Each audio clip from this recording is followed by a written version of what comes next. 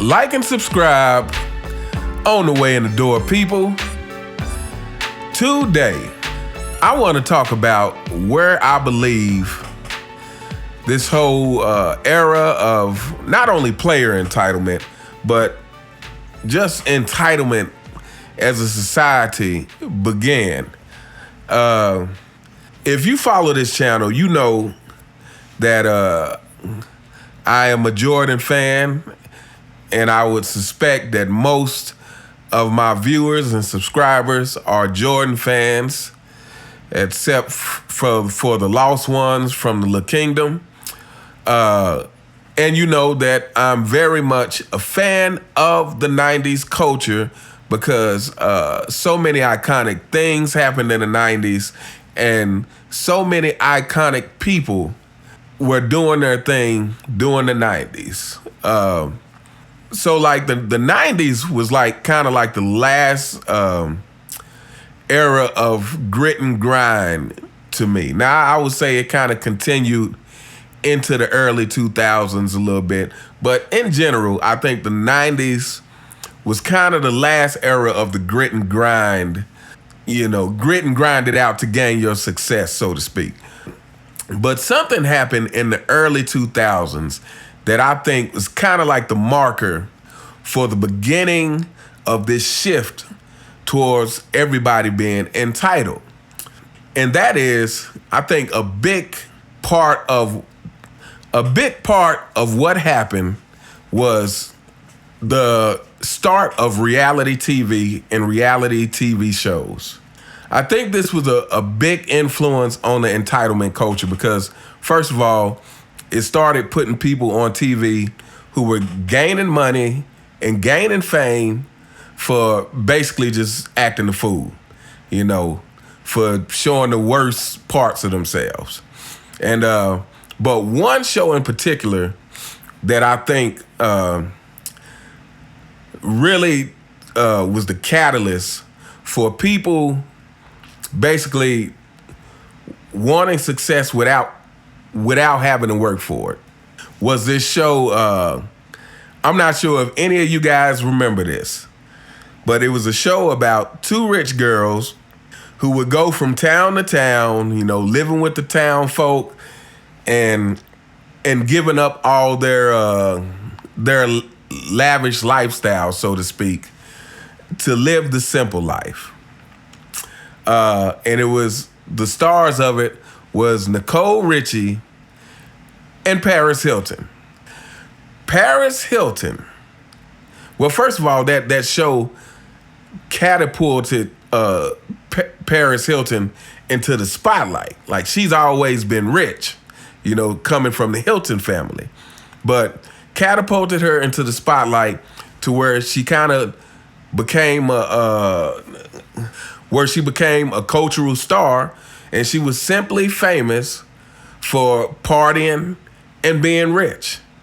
And the show The Simple Life is a show that I would not normally watch because I have no interest. But my girlfriend at the time loved that show.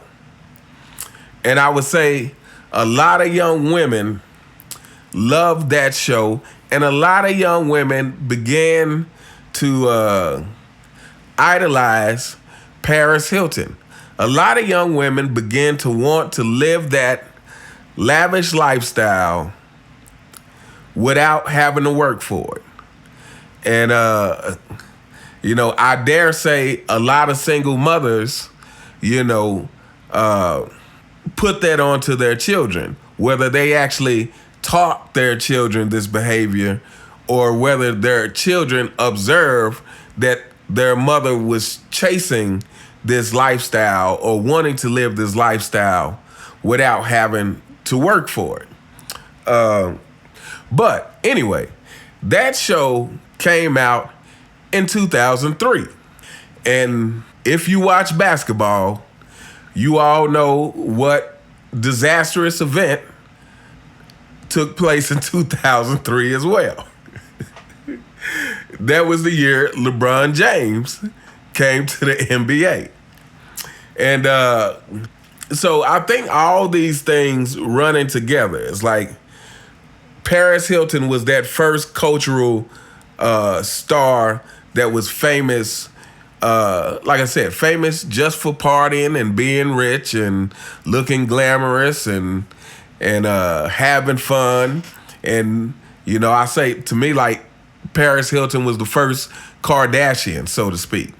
And then you had the reality shows, like I said, with people not having to go to acting school or learn anything about the business. It's just like, oh, you can get paid for living with a bunch of people, being involved in drama, and now you're famous. The whole world knows you. And so, again, you're pretty much famous for doing nothing. And all those things are escalating, on a year-by-year basis. And combine that with social media, becoming more and more prevalent. So now you got people who grew up watching these reality shows, watching Paris Hilton, and now you got social media where it accentuates that very behavior, because social media, for the most part, everybody only shows the greatest and best parts of their lives. When someone's taking a trip, when you buy a new house, you want to show it off. You buy a new car, you want to show it off. When you're with somebody new, you want to show it off. It's like social media is accentuating that lavish lifestyle, because it lets people show off the lavish things that they get to do, but people who are viewing this don't understand that you're seeing people's highlights. You're not seeing their everyday life. And most of these people, everyday life is not that spectacular. So you got all these things, slowly escalating this entitlement, and LeBron James is part of this.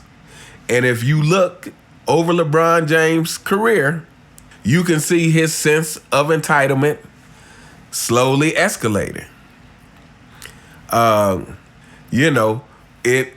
It started because as an 18-year-old kid, he got entirely too much praise. And obviously is not surrounded by people that helps to keep his ego in check. He's surrounded by people who's gonna tell him what he wants to hear.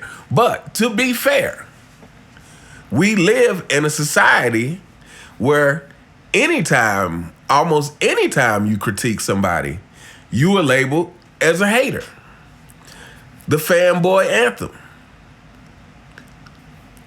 Anytime you critique someone, you are labeled as a hater. So, when you get into this position as a society where you really can't critique anyone, you can't critique anyone, and you definitely can't critique anyone that got money, because, as you know, that's another thing these little fanboys like to throw out. Oh, well, he's a billionaire. Well, what does that have to do with basketball? I'm talking about his basketball game. I'm talking about his antics on the court. What does that have to do with how much money he has?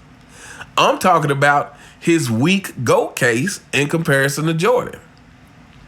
But anyway, yeah, I'm not going to go on too long.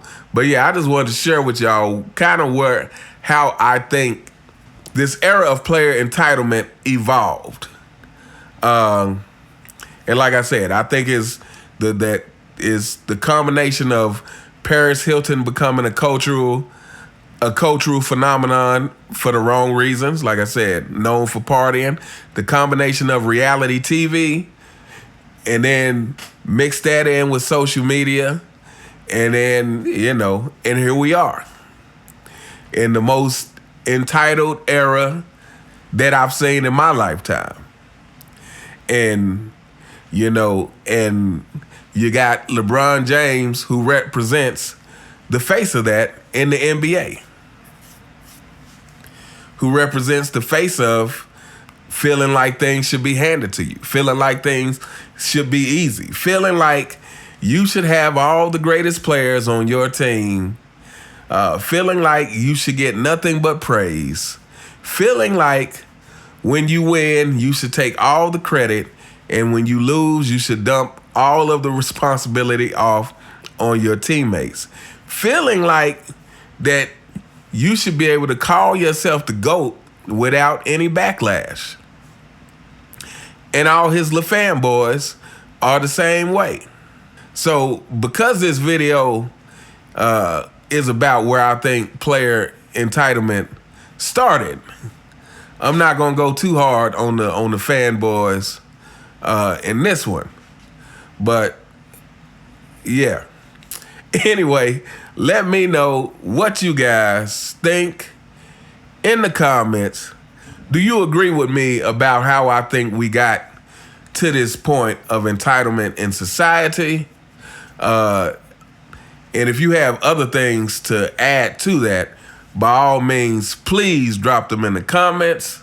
I would love to hear what you guys think about how we got to this place and about how the NBA got to a place to where it is represented by the most entitled player ever. Anyway, let me know what you guys think. You all have a fantastic day, and I will see you next time. All right.